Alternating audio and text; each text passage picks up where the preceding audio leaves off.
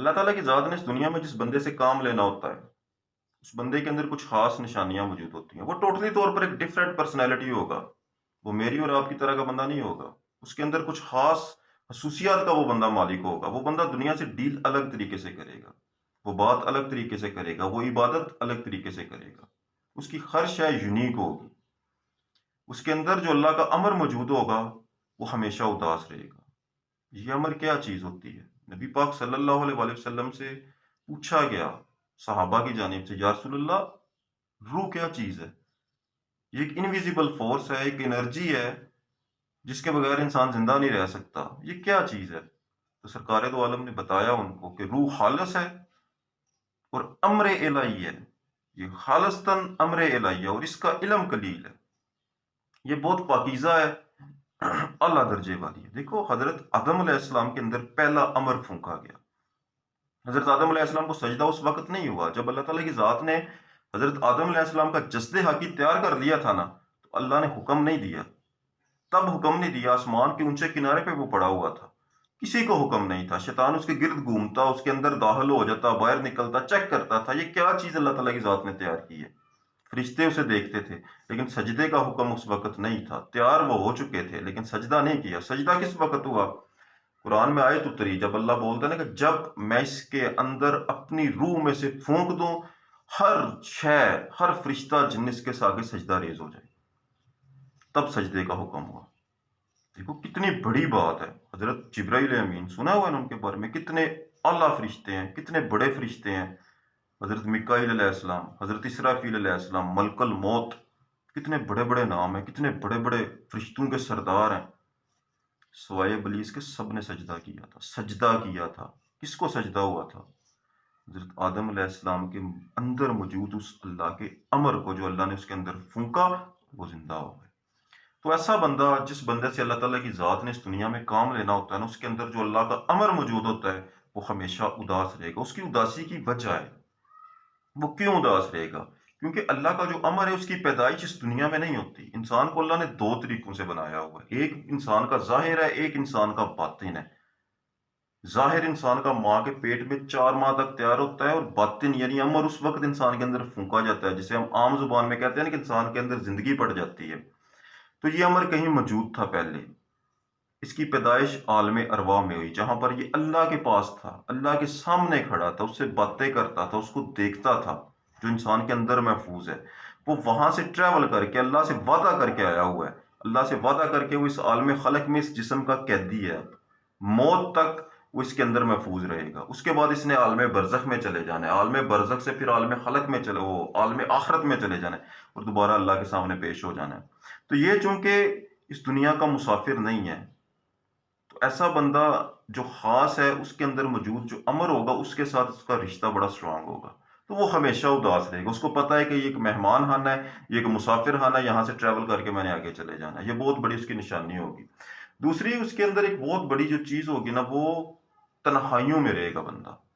تنہائی کی کیفیت کو فیل کرے گا. یاد رکھنا یہ وہ والی تنہائی ہے جو در حقیقت تنہائی ہے. جس تنہائی کو میں اور آپ جانتے ہیں نا، یہ وہ والی تنہائی نہیں ہے. مثال ہے کہ مجھے پتا ہے کہ اللہ تعالیٰ کی ذات کو تنہائی میں یاد کرنا بہت پسند ہے. تو میں اگر خود کو کمرے میں بند کر لیتا ہوں، کمرے میں بند کر کے میں اللہ کو یاد کرتا ہوں، تو کیا میں تنہا ہو گیا؟ نہیں.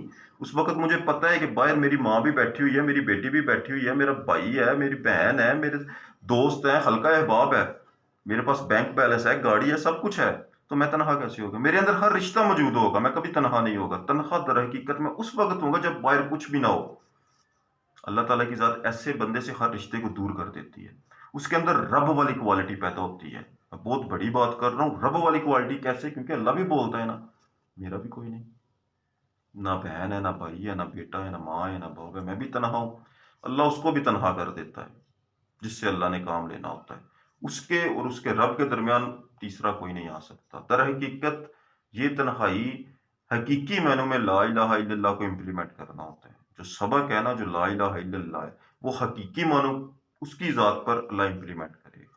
پیوست ہوگا اس کی ذات کے اندر. زبانی کرلیاں نہیں وہ کرے گا. وہ رب رب رب رب کرنے کو ترجیح نہیں دے گا.